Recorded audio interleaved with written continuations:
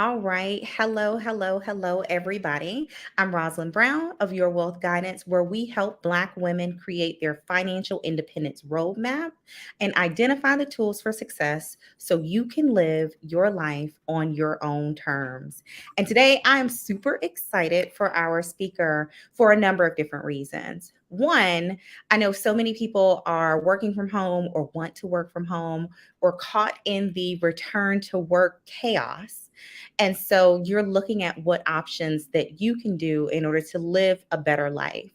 And so today we have Dethra Giles. She is a 3-time TEDx speaker, international keynote speaker, executive coach, an award winning writer that has a track record of taking teams from functioning poorly and making them top producers. She helps you be the CEO of your own career. She is also the founder of the Quit Commuting Conference, and it is the biggest remote work conference for job seekers, and it is starting just next week. This 3-day virtual event will feature panelists, discussions, resources, and you can actually look for and talk to recruiters as well. And so, without further ado, I want to turn it over to Dethra. Hello, everyone. It is so great to be with you all this evening, talking about how this whole transition that we're talking about making back into the office, right? And here's the crazy thing. The crazy thing for us is so many of you have been over the years, you have been begging to say, hey, let me work from home.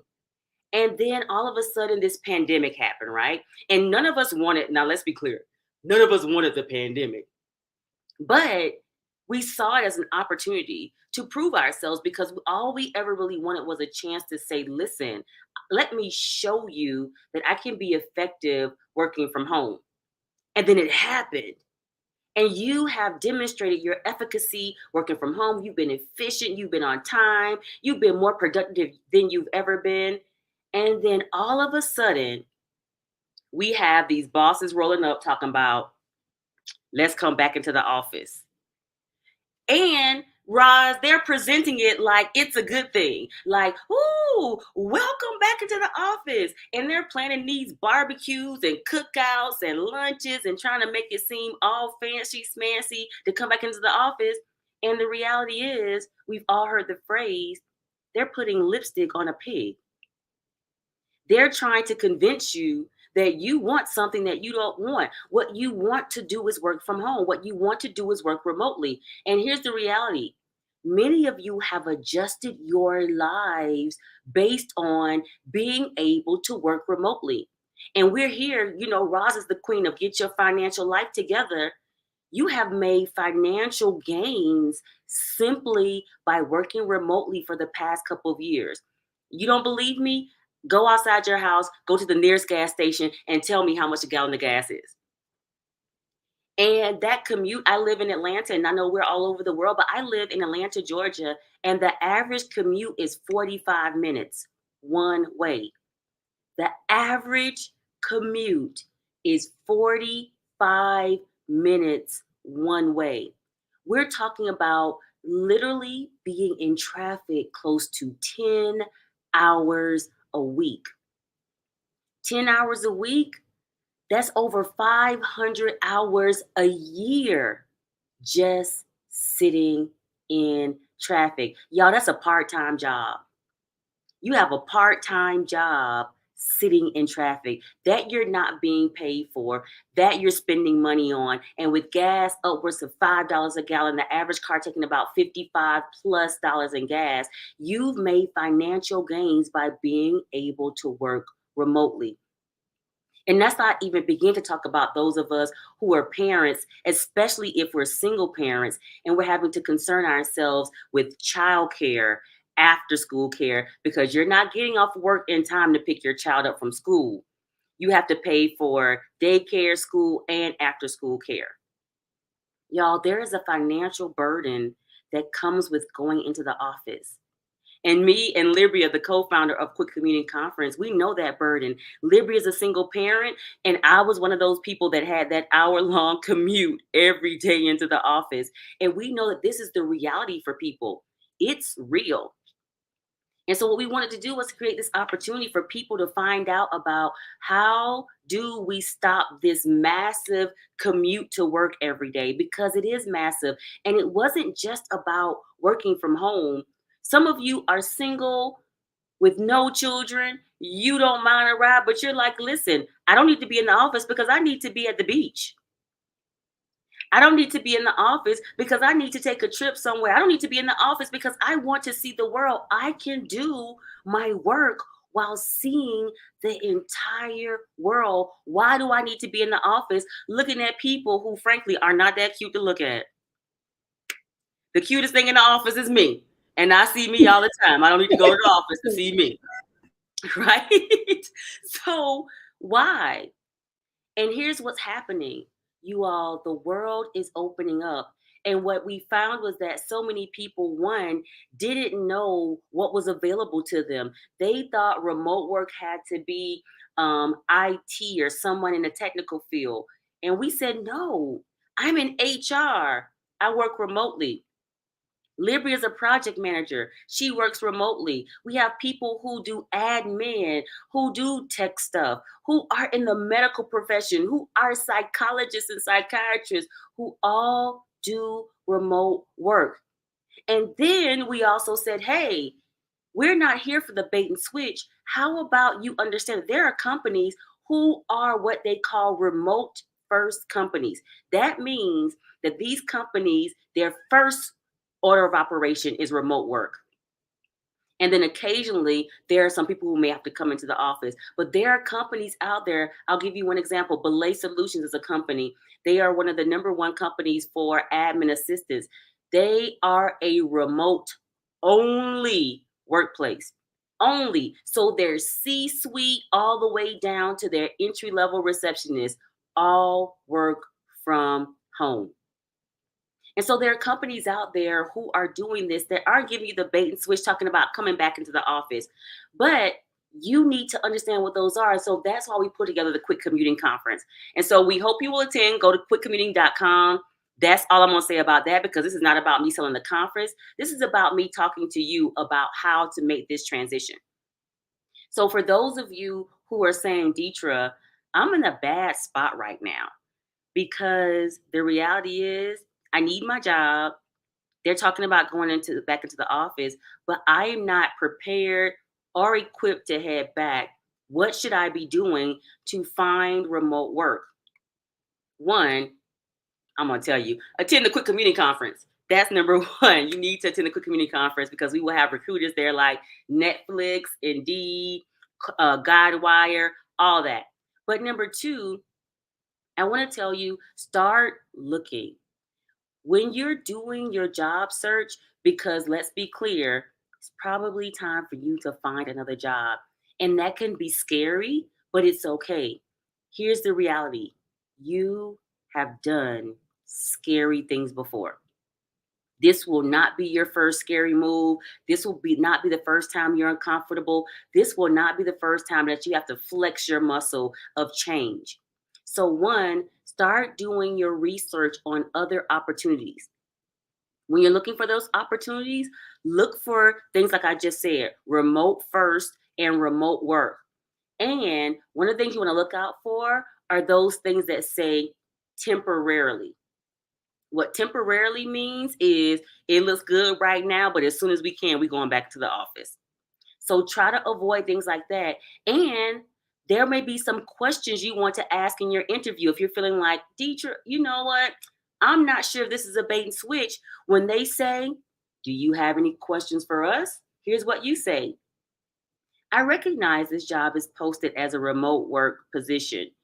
Are there any plans for this position to go back into the office?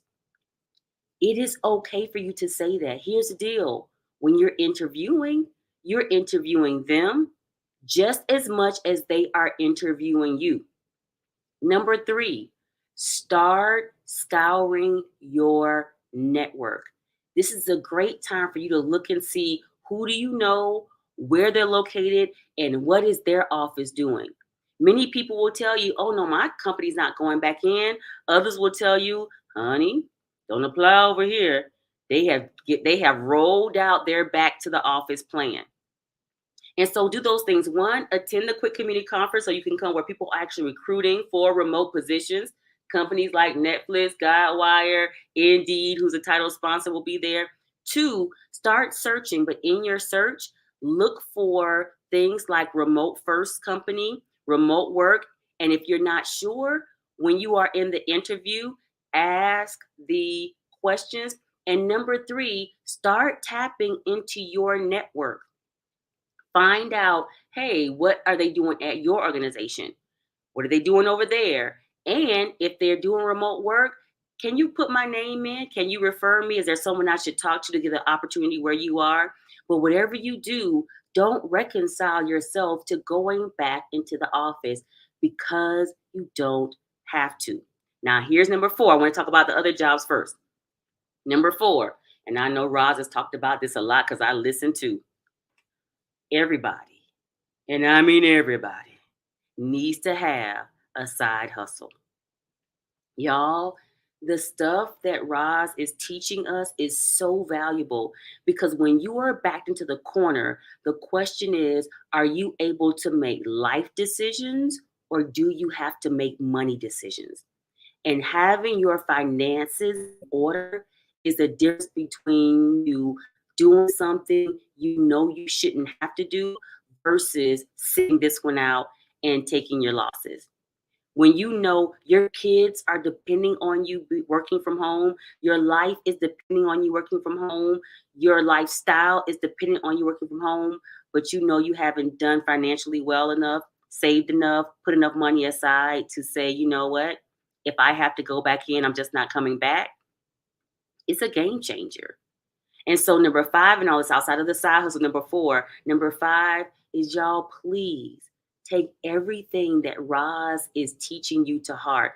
The people that she gets on here to teach you about your finances, the stuff you need to learn, all of this is game changer for you. Because last year when we had the Quit Commuting Conference, there were people that said, hey, I decided I wasn't going back to the office. I left my job and I waited around. They came to the Quit Commuting Conference, they got hired, but they had been out of the workforce because they refused to go back into the office, but they had done the financial work to be able to make that life decision, y'all. And going into the office, if you don't want to, is literally a life decision. Some of you are immune compromised. Some of you are caregivers for immune compromised people, whether it's your parents that you're taking care of, or even your children, or your spouse or partner. And so going back to the office literally could be a life decision. I was talking to somebody earlier. I won't say who it was because I don't want to bust anybody. I don't know if it's public information, but they said, hey, they're talking about going back into the office. And the first conversation we had with my boss is she announces she has COVID. And that's the main reason why I would want to go back into the office. Now imagine if that's you and you have a child that's asthmatic. Imagine if that's you and you're taking care of a loved one who's going through chemo and your office is saying, come back. It's a life decision.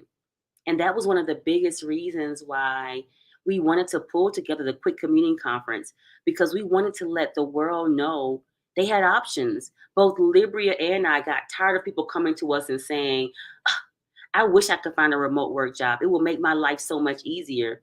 And we were saying, why can't you? You absolutely can find a remote work job. You absolutely can not have to not go into the office. It's available to you. And we wanted to make that happen.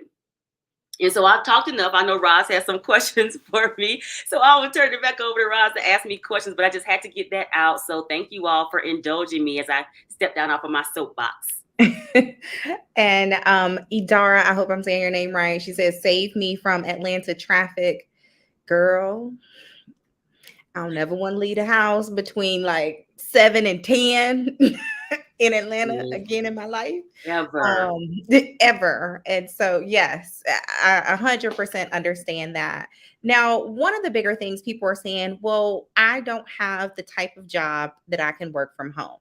So, are there jobs that limit? I mean, obviously, we don't have a lot of virtual dentists, but there actually are virtual people that, what are they? I won't give them a shout out because they ain't paying for this. But Right. the aligners. where you just send them in and some magic dentist like observes it, and then all of a sudden you got some magic stuff.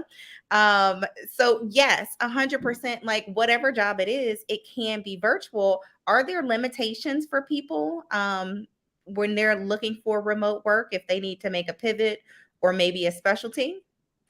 So here's the thing, everyone can do remote work. Not every job is a job. So here's what I need everyone to think about. Don't think about the title you want to do. Think about the skills that you can perform. And so for some of you, it may mean shifting to a different job per se, or it may mean that you have to reimagine how you do your job. Because here's the reality, I've been to the doctor at least 4 times over the past year, and only one of them was in person. My doctor is now doing virtual appointments. 2 years ago, someone would have told you there is no way a doctor can do their job virtually.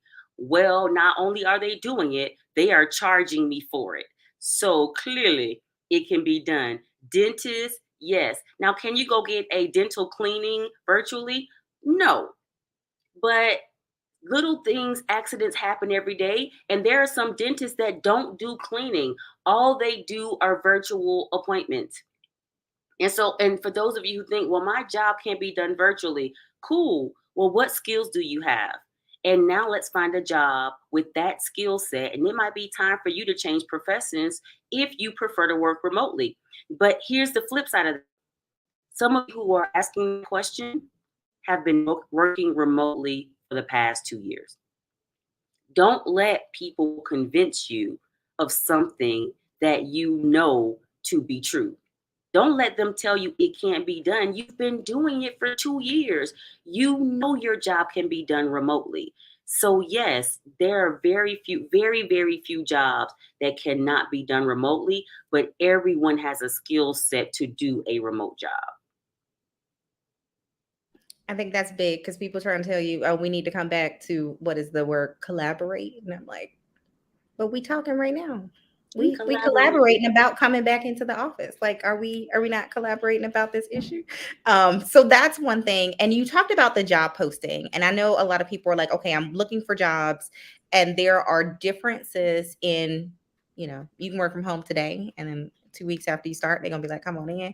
And so, are there keywords that people should be looking for when they're looking for these remote opportunities? You talked about like temporary, you talked about asking the question, but also even just the difference between like work anywhere, work in this city, that kind of thing. Are Yeah. there things that people should be concerned about there or looking out for? Absolutely. So when you see temporarily or currently, those are two very big keywords that you want to look out for, because that kind of means it might be a bait and switch. The other thing that you may want to look out for is if the job has a location on it. So if they say this is a remote job, but you have to be in Atlanta or you have to be in Chicago, that might cause you to raise some eyebrows. Now, it doesn't mean it's not remote. It just may mean that they want a person to be local, because this job may have to send you out to see clients, and those clients are in the Atlanta area. They don't want to pay for travel, things like that. But when you see things like that, you want to start asking some questions. And you might want to look at that company and see what is their statement now. A lot of these companies are making statements about remote work. Do a Google search. It's so easy to do a Google search and say, what is XYZ's company stance on remote work? And things like, we're starting to talk about going back into the office. A lot of these major corporations are writing articles about going back into the office. They're putting things out there on their website. So a simple Google search can tell you what their stance around remote work is. And we have a good one. Now I'm gonna try and get it right because she sent me the pronunciation. Idera. Tell me if I got it right this time. She says she is looking for virtual options to use her law degree. I feel like that should be vast. Girl, listen, I can't see your name, but honey, you are in a better position than almost anybody. There are so many law firms right now that are shifting to this, because here's the deal. This situation was ideal for attorneys anyway. People weren't going to the law office because I I own a business. I have an attorney. I try to avoid calling her at all costs because she charges me from the time the phone rings. Now, when she answers it, from when it starts ringing. I feel like she starts charging me when I think about calling her. Like she has a thing that goes off when I start thinking about her, I get charged. And so this has been their way of operation. So you can absolutely find jobs in the profession without having to go into the office. And you are the prime example of what I'm talking about when I'm saying you may want to think about flexing your skill set, because you think about doing law, but depending on what kind of law you do, you could easily go into human resources, operation, project management, logistics. There's so many other areas that you can use your law degree in. People often call law degrees the backstage pass into anything. So that law degree can take you into almost any area and allow you to do remote work. So you have no excuse. The world is open to you with a law degree. See, and this was a really good question, and definitely a lot of people are getting this. And I think some of the jobs that are like, damn, we gotta let them stay home a little bit longer because people are leaving. But there are people that are their job is saying, but you need to be, for example, in Atlanta. Okay, but I can't go to the beach. I can't work from my mama house. Like, what And is how do that? you know? How do you know that? And those things are key indicators that they're looking to take you back into the office. And here's the deal: for some of you, you need to start seeing the writing on the wall and prepare. Here's what a lot of you are going to do. I know how it is. I've been coaching, consulting for a long time. I have studied human behavior. What a lot of you all are going to do is you see the writing on the wall, you're going to ignore it until they make you come back into the office. And then all of a sudden, you're going to say, I can't find a job. Listen to me.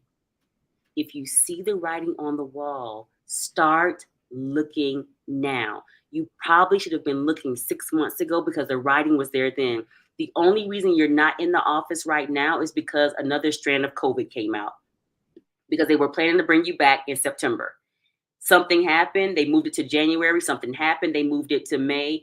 The writing is on the wall. Don't wait until you are in the office to start looking for your next position if you know you don't want to go back.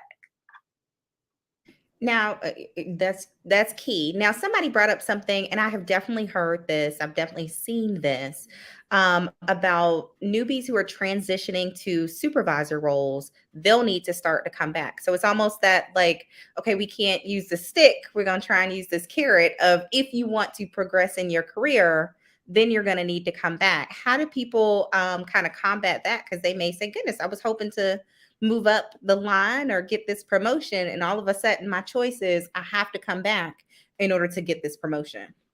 So let me tell you all something very clearly. Networking works.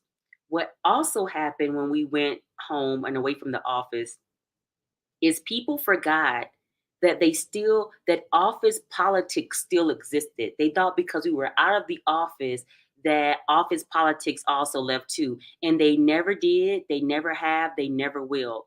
You still need to maintain your networks the same way you did when you had to walk the halls and go to lunch and do happy hour and all that other stuff. So the people that you were mentored and sponsored and advocated for and by, you need to maintain those connections and even grow them further. Because guess what? I don't care if you're in the office or out of the office, promotions happen because people get you promoted. And that's not going to change. Now, I think this is huge because when you're talking about assess your skills. So today, somebody is doing whatever it might be. They're doing data entry or whatever it might be. And they're sitting home and they're saying, I ain't going back. And so they have decided, and I put the link in the chat. So hopefully y'all saw it. Click on the link, register for the conference. How should they prepare? What kind of information should they put together to show this transitional ability? Or should they come have their resume ready? How should they prepare best? For the conference or to make the transition? I think for both. Okay. Because they So might be working today before the conference start. So let's talk about the transition first, and we'll talk about the conference next. Because I don't want to make light of it. I want you to attend the conference, but I'm more concerned about you getting this, whether you attend the conference or not. So let's talk about the transition first. One, I want you to write down your skills and your duties. Now, don't look at your job description per se and say, oh, I'm a secretary, so I must do these things. Think about the things that you do. And from there, start looking at other positions that you want to do. So let's say today you are an admin assistant, but you really want to be a project manager. Write down the things that you do as an admin assistant. I organize someone's calendar. I keep travel arrangements. I make sure stuff gets done on time and scheduled. Blah, blah, blah, blah, blah. Now, go look at a project manager job description and pull out those things that sound like what you already do, right? And now start meshing the two of those. And so instead of putting out there that, hey, I'm an admin, but I can do that job, start making your resume and your letters look like what they're asking for. Now, listen to me very clearly. I am not telling you to lie. I do not believe, do not lie, do not embellish the truth. Tell the whole truth, but tell it the way they want to hear it. Because oftentimes what we do is we want to put it in our language instead of looking at their language and saying, oh, it's said differently, but that is what I do, right? It's said differently. It's like me going over to Kenya to safari and someone calling it a zebra. And I'm like, that's a zebra. Well, it must not be a zebra because they call it a zebra. No, they just said it differently. So it's the same thing. I need you doing that same thing. They may say zebra, you say zebra, but when we put it together, we're talking about the same thing. So start pulling out your skills and aligning them with the jobs you want, because I guarantee you there are things you do that fall into the job description of the job you actually want to have, but you think you aren't qualified because it's not the same saying. Now, for the conference, come prepared to network. Go, like, say, for example, you decide, I want a job with Netflix. Well, Netflix will be there recruiting. It will be great for you to go ahead and look on Netflix website, see what jobs they have available. So when you're talking to the Netflix recruiter, you're not like, well, what jobs do you all have? This is your time to get the job, not ask about the job. So go to the website, see who will be there, and start networking. Also, come prepared to network with the people. You will be amazed at how many people from the last conference got jobs from the people who were also attending, simply because they networked, and everyone that's there, I was not everyone, I would say 95% of the people attending currently have jobs. That means they're in a place where there's a job possibly available for you. So come prepared to network. Now, tell us a little bit about the speakers. So, somebody hasn't clicked the link yet, but they're about to do that. So, tell us a little bit about the speakers and who's going to be on some of the panels. So, some of that information that they're going to get. Absolutely. So I will be on some of the panels. Y'all know me, 4-time TEDx speaker, cubicle to corner office queen. My job, they call me the CEO maker. So I will be there. Libria, who is the remote work queen, she is the person that helps people find remote work. That is her specialty. She will be offering, if you get the paid package, she will be offering the Quit Commuting bundle as a part of the package and a discount on that. We will have Keisha Mack, who is a psychologist out of DC, remote work, and she's going to be doing cubicle therapy. So we have a real live therapist, psychologist, PhD psychologist doing cubicle therapy. We have Bernadette Harris, who is the CEO of By the Book Accounting. She will be there talking about finances and how to do accounting for people who may be expats. We will have people who are actually went from the cubicle in the office to remote work and how they did it. So we will have people that are digital, we call them digital nomads, who will be talking about how to do that. And people talking specifically about actual professions from HR to education. Many of you educators out there think you can't work remotely. We will have educators on a panel talking about being an educator remotely. We will have people who are in project management, and even people talking from the C-suite, because people often think, oh my gosh, once you get to a certain level, you have to be in the office. And no, we will have C-suite professionals talking to you about being a C-suite professional in a remote work environment. So we are ranging the gamut from panels to keynotes, and even workshops. Now, the workshops are going to be for the people that have the higher price tickets, but higher price isn't that much. But we have workshops where people will actually be doing a resume workshop. So you will actually get a chance for a live resume review. Even LinkedIn, we have a live LinkedIn workshop where people will be helping you with your LinkedIn profile, and a live remote job search workshop where someone will work with you live with a group of people to actually go through breaking down remote work jobs and how to find them on the web. So what you're saying is get the paid version. So Yes. you can get closer to your career and modify your LinkedIn. But also, kind of speaking about LinkedIn, you brought up networking. And so somebody is saying, I mean, I don't care. I don't want to be here. I hate my job. I don't like these people that much. So they definitely want to leave. Now, I will say I have gotten some messages on LinkedIn and I'm like, really? Tell us how, and I know you shared a story about somebody who gave like a really good message about his story, but not really like a ask, like, what do you want? So how do people then reach out? I've seen some videos in terms of like how people do it successfully. I've definitely had some people in my, and I'm like, For real? Um, so how do people best do that? So they found this job at Netflix or whatever it might be, and now they're going through and trying to find somebody that maybe they have a connection to because they went to the same school or what have you. How do they kind of jump in those professional DMs? So first of all, do it professionally. And that sounds cliche, but I think sometimes we get on LinkedIn and we forget it's a professional network. And because it's social media, we downplay the need to be professional, right? So I would approach it just like I would if I were meeting someone face to face. Hey, find something you have in common. The good thing about social media is it allows us to be stalkers. Like, we can find out just about anything about anybody. Like, recently I posted, I went skiing, had a great time with my husband out skiing, and I just posted that thing Sunday. Someone has already hit me up on LinkedIn, was like, oh, I love skiing too. The next time you're in town, maybe we should go skiing. Cool. And that led to, hey, you want to talk about XYZ? Sure. Now, they stalked me professionally, found out I like skiing, and now we're in a professional conversation, setting up a Zoom to go networking.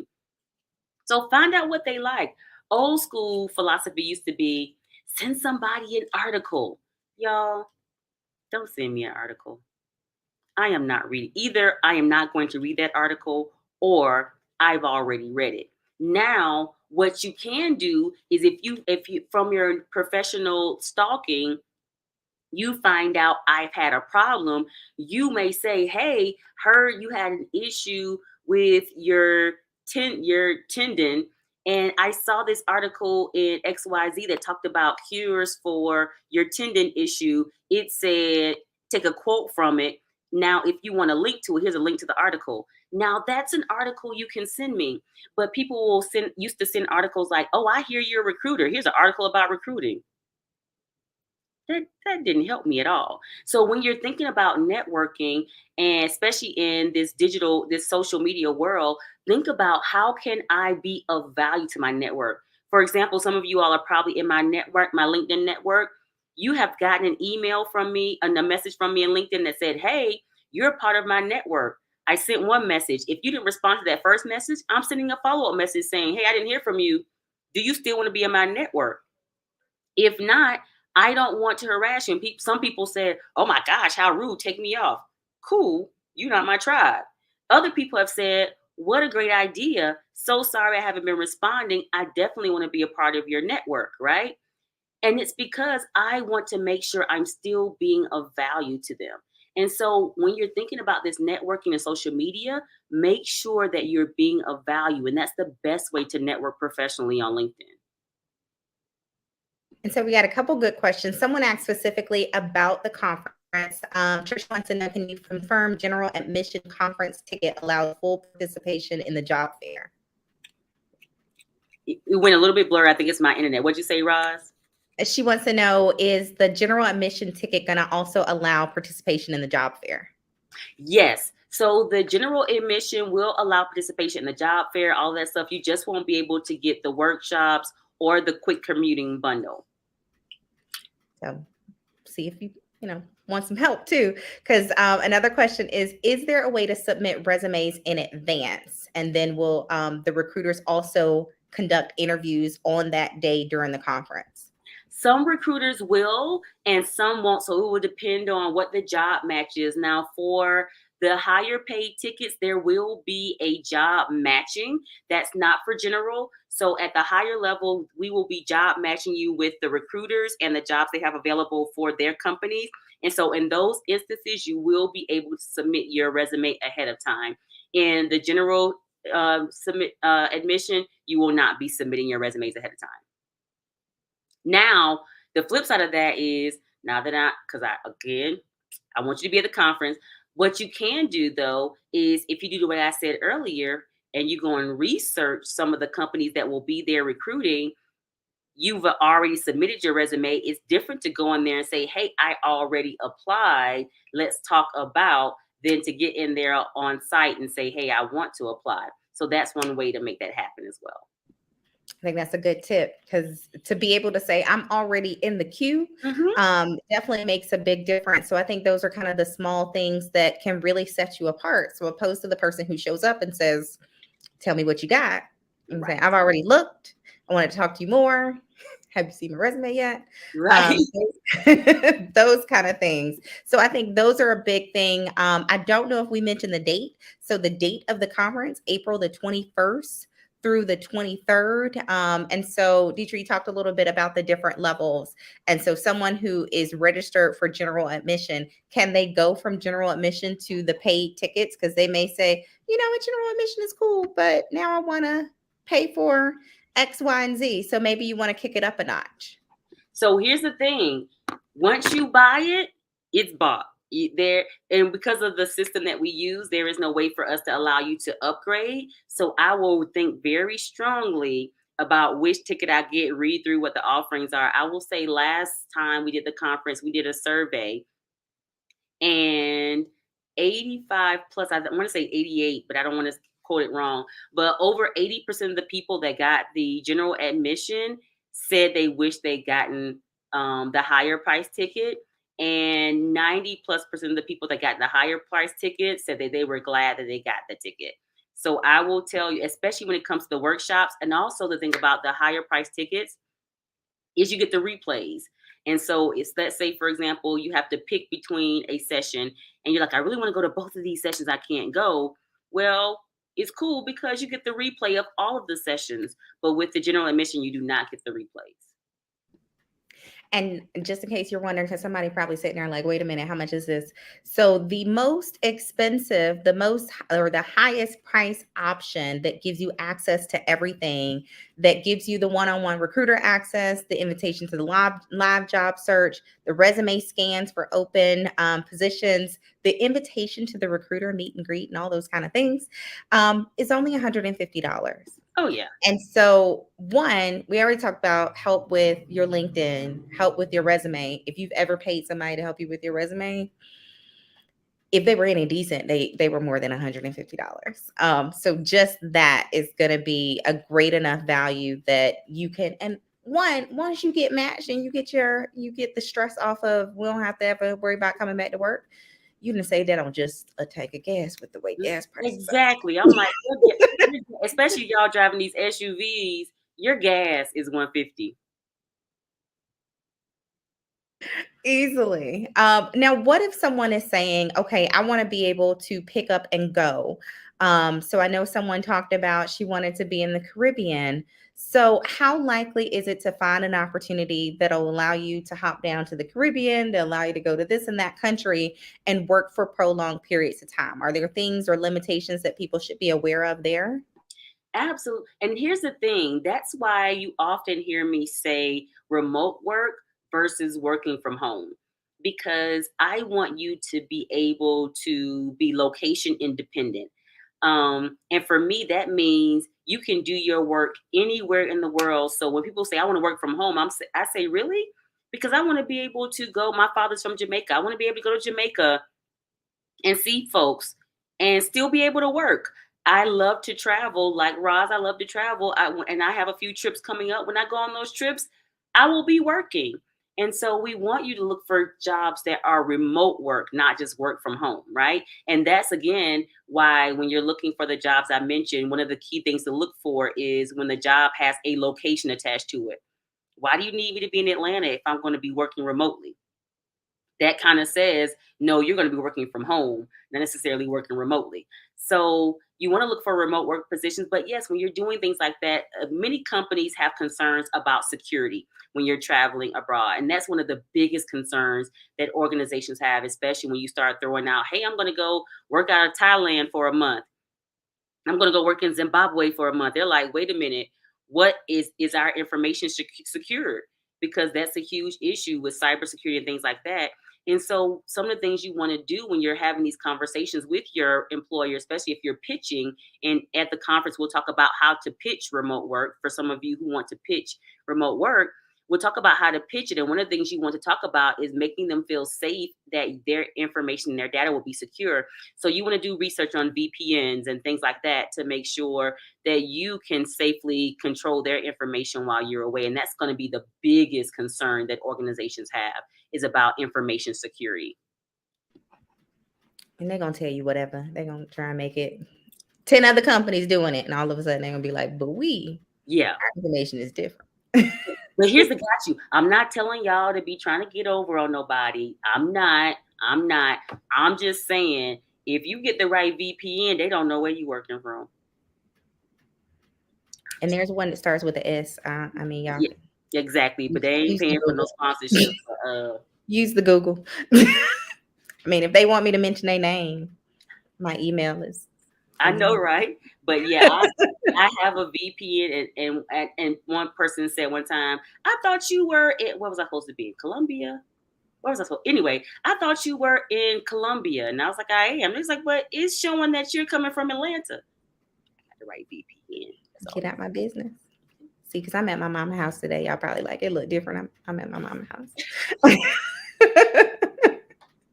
This is a good question. Have you seen any military members at this conference? I think that's big for our service members that still want to be at home and enjoy that same flexibility. You know what? I'm glad you asked that question because it was a shock for me because that's one of those positions that I'm like, the military is gonna tell you to be and you have no options. Um, but even the military had a lot of positions that went remote over the course of COVID, and some of those positions they don't have plans to necessarily bring them back, but it's a quiet undercover thing. I talked to a friend of mine who's in the military, and she said, yeah, we're not going back to the office. Nobody is saying that vocally, but it's understood we're not going back into the office, right? So there are opportunities, but the military is a kind of a different bag than everyone else. So it's one that's a little bit more difficult to say, yes, I mean, there are positions that can be done remotely. The question is, will they do it? And you don't have a lot of options when you're in the military to say, I'm leaving because you got a time commitment that you have to adhere by. And I'm not trying to encourage anyone to be dishonorably discharged, court martialed, AWOL, none of that. But that might be one of the conversations to have. And that might be kind of an off because you do some career coaching and so forth too, just to figure Absolutely. out maybe they want to finish their 20 years and they're Yeah, willing to make a pivot in order to hit that 20-year mark. And so that might be an option as well. And so I love that because sometimes it's careers that we didn't necessarily think about because I'm like, you got to leave the house. But in reality, I mean, if you can take that computer across the world, I'm quite sure you can take it right outside the office a few miles away. right. Right. And the military, out of everyone, has mastered information security. So the military know, and even the federal government knows how to make sure data and information is secure. So that's not really, I mean, they're concerned about it, but they have mastered it. Now, if someone's saying, I like where I am, I like what I do, I like these people, I just don't want to see them in the flesh. What are some things that they can do to have that conversation? So people are saying, oh, no, we're going hybrid. And I won't even give my feedback on hybrid. But so they're saying, can I negotiate where I am? Can I stay where I am and figure out a way so these people don't ask me to come on back in? So here's the deal. Y'all know I am the negotiations queen. I believe that everything is negotiable and you should ask. But before I start negotiation conversation, I want to start a very real and honest conversation about you and your work performance. So, a lot of the things that we're talking about, a lot of the things, the leeways that I'm telling you you should have, a lot of things I tell you you should be asking for are contingent upon you being an employee of value. And what I mean by that is, I mean, you've demonstrated your quality as an employee in the office over time. They know you're good at what they do. They don't want to see you go. They know that you add money to their bottom line. Everyone in the office is like, whatever it takes, keep her. You know, the people that give their resignation and the boss comes back, and before they can walk out the door, the boss says, give me a number, whatever it takes for you to stay here, I want you. If you are not one of those employees, negotiations are going to be difficult for you. Because imagine if you're one of those employees and they say whatever the number is, give it to me, and your number is I work from home, it's a no-brainer, right? So you definitely, it starts off with you being a quality employee. Now let's go to, yes, you can ask to work from home. Now, when you're doing this, here's the deal. And we're going to go deeper in this at the Quit Commuting Conference, where we're going to talk about how to pitch remote work, but I'll give you a preview here. It has to be about them and not about you. So if you're a single mom and you're like, listen, I need to work remotely because of the kids, that is not how you pitch it. Because while we want them to, they are not in the business of taking care of your children. Now, how you pitch it is the value it brings to them. Hey, the amount of hours I spend commuting, I could be working. I'm willing to add an hour of additional work to my workday if I'm allowed to work remotely. This will give you X amount in productivity. Oh, I know X. We have clients that are in Texas. I am in Atlanta. I'm able to work an extra hour to better serve those clients because I'm not commuting. You want to pitch it in a way that makes this a win and adds value to them, because they are not concerned about it being valuable to you. I think that's huge. 'Cause it's like, I don't want to because I don't want to drive. I don't want to pay for parking.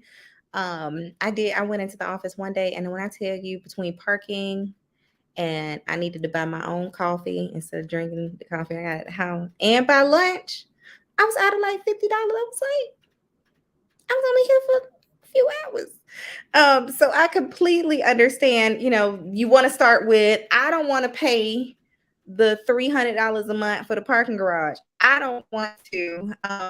But going back to, how do I make this favorable for them? And it might be, I can work a little bit longer, which heck, you might already be working. Listen, back in the day, you stroll in there about 9:30 or so.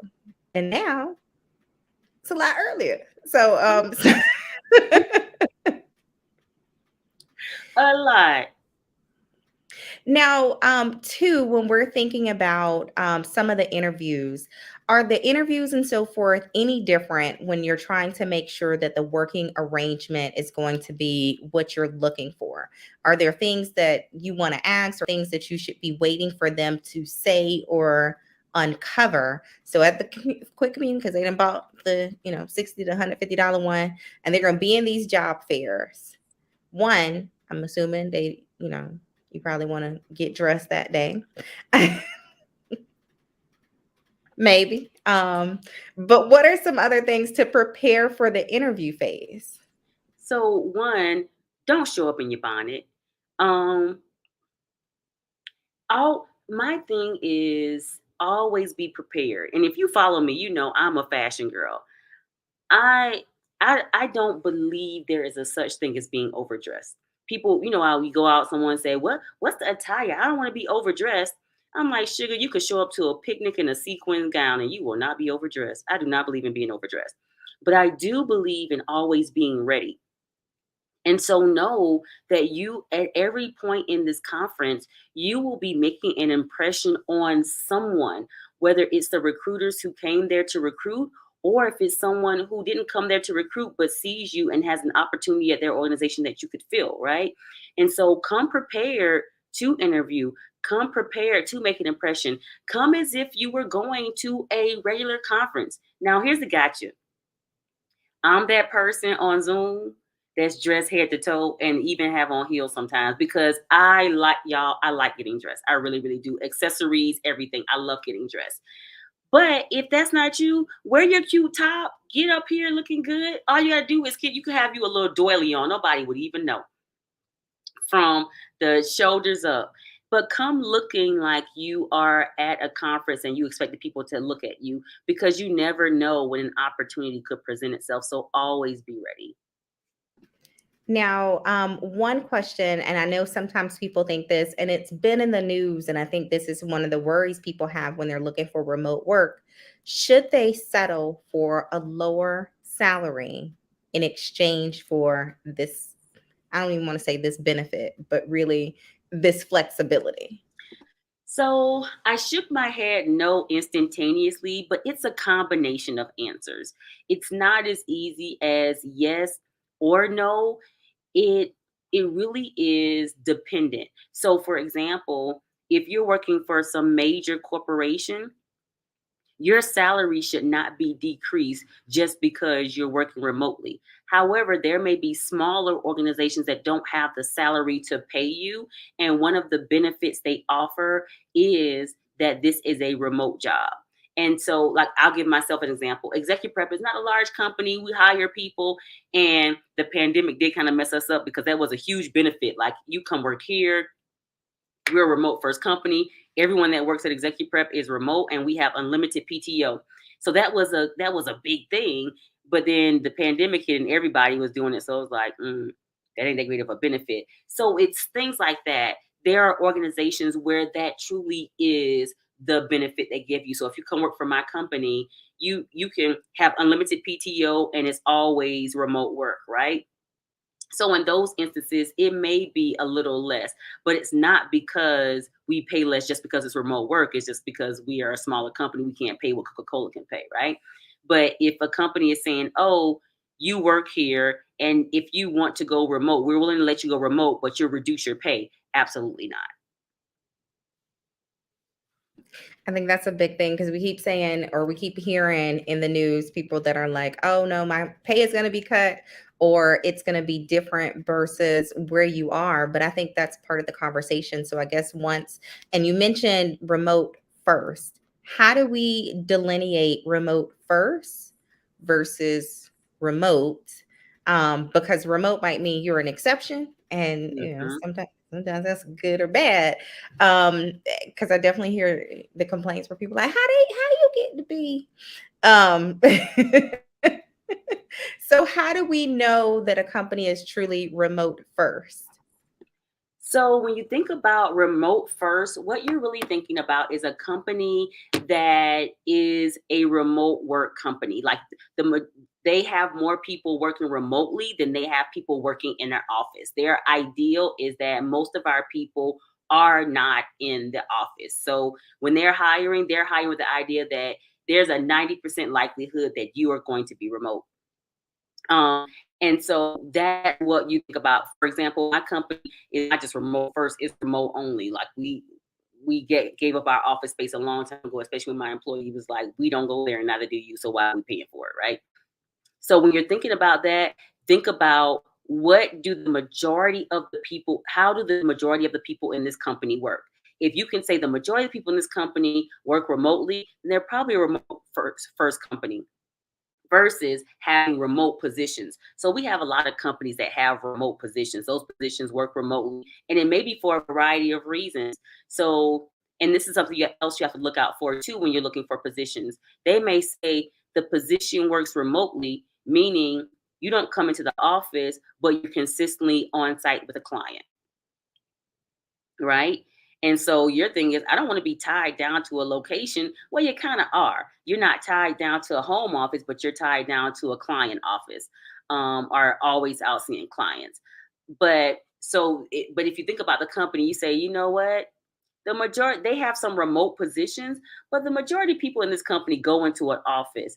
They're not remote first. So that's what you want to ask yourself. Do the majority of the people in this company work remotely? And if the answer is yes, it's probably a remote first company. So that's perfect. I know we're right against time. So one thing too, everybody, hopefully I've dropped the link in for the Quit Commuting Conference. I've dropped the link for Detra's LinkedIn as well, so you can connect with her, because she's not only co-hosting this conference, she does a number of other amazing things. And so if someone wanted to work with you to help them go from, I wrote that down, that cubicle to corner office, tell us how they can do that and some of the ways that you can assist in that process too. Absolutely. So if you would love to work with me further, everyone knows you can follow me on Instagram. It's Dethra.Giles. You see how I have it written here, Dethra.Giles. But everybody knows I call y'all employeepreneurs. If you don't know what an employeepreneur is, hit me up, do some research. But all of you know to hit me up on LinkedIn, and over there I am Dethra Giles. But also, if you want a deeper dive, especially cubicle to corner office stuff, you have to be listening to my podcast, the Happily Ever Employed podcast, and it's everywhere that you get your podcast. And I'm actually on a nationally syndicated radio show every Tuesday around um 5:45, between 5:45 and 6. It's the Willie Moore Jr. show. I'm on there every Tuesday giving tips on how to get from the cubicle to the corner office. So that's a lot of free resources. So I know somebody was like, hold up, how much? Podcast free. Go ahead. And I have listened to a number of them while I am walking my dog. So I don't know when y'all, some people like, I ain't got time for all that. But me and my dog learn a lot of stuff early in the morning. So hopefully you all have clicked the link in there, because I have the Instagram, I have the LinkedIn in there, the Quit Commuting Conference link is in there. I hope to see you all there. I was there last year. So I hope to see you all there as well. And so as we prepare to close, any comments, feedback, suggestions, preparation, inspiration? So here's a thing that I want to inspire you. So this last week, I got a chance to go to Vancouver with a client and got to go skiing. And I actually like skiing, and I just haven't made time to do it. But what I did make was a bunch of excuses why I didn't do it, and everyone understood the excuses. But the reality was, I was just making excuses. I wasn't making time. And I want you all to think about that for yourself. What are you making excuses for? The job that you hate? What excuses have you made for why you're still there? The situation you're in, what excuses have you made for why you're in that situation still? The degree you didn't go back and get, the certification you didn't finish, what are the excuses you're making for why? The job that's telling you have to go back into the office and you know you don't want to go, what are the excuses you're making? And whatever those excuses are, I want you to stop making excuses for why you're in that situation and start making time to get out of that situation. Because I guarantee you, the time you invest in you and your happiness is well worth it. It's not worth the medication you have to be on because they're driving you crazy. It's not worth the stress. It's not worth pulling your family apart because you come home worse off than when you left and you're horrible to be around because this job puts you on edge. Whatever excuses you're making for staying in that situation, today I want you to stop making the excuses and make the time to do what's required to change your situation. Whether that's attending the Quit Commuting Conference or something else, whatever it is, make the time. I love it. We can always make a number of excuses. I had a number of excuses on why I haven't done X, Y, and Z. And so, one of the things, if you are watching this, make sure you subscribe, turn on notifications so you don't have an excuse to ever miss a Money Monday. So, you make sure that you always are tuned in, but you always get the information as we're coming, because we have a number of great resources. And so, two, whatever it is that your goal is, I hope you are in our community on the Your Wealth Guidance side on Facebook, because we want to know what your dreams and goals are and then connect you with the resources to actually get you there.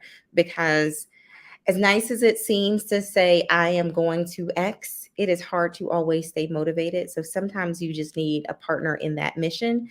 And so we want to be your sister girl on that mission and all get to that place of financial independence, of whatever that looks like for you. So once again, you can live your life on your own terms.